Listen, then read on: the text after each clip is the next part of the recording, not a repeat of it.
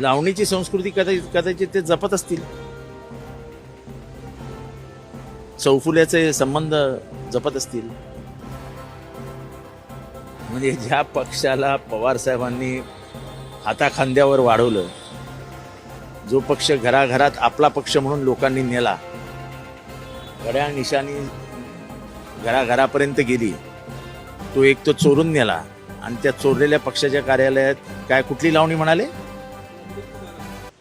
या पक्षाचेच 12 वाजवून टाकले. म्हणजे वाईट या गोष्टीचं वाटतं की पवार साहेबांच्या पक्षामध्ये, म्हणजे हा खरा ओरिजिनल पवार साहेबांचाच पक्ष आहे. तुम्ही भलेही आता तुम्ही तो कसा खेचून नेला, काय खेचून नेला, त्याच्यात राजीव कुमार निवडणूक आयोगाचा किती मोठा हात होता, ते सगळं आता जाऊ द्या, तर इतिहास जमा झालं. अशा प्रकाराने होणं हे लाजिरवाणं आहे, लज्जास्पद आहे. कारण का शेवटी एक लक्षात आहे की पक्ष आत्ता तुमच्यात असेल तोपर्यंत ते पक्षाचा जन्मदाता कोण? शरद पवार.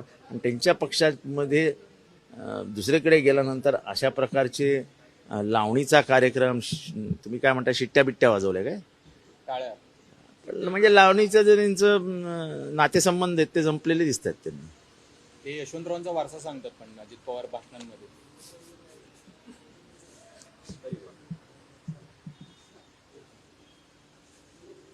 काय बोलायचं, चौफुल्याचे कोणाचे संबंध आहेत ते तपासावे लागतील.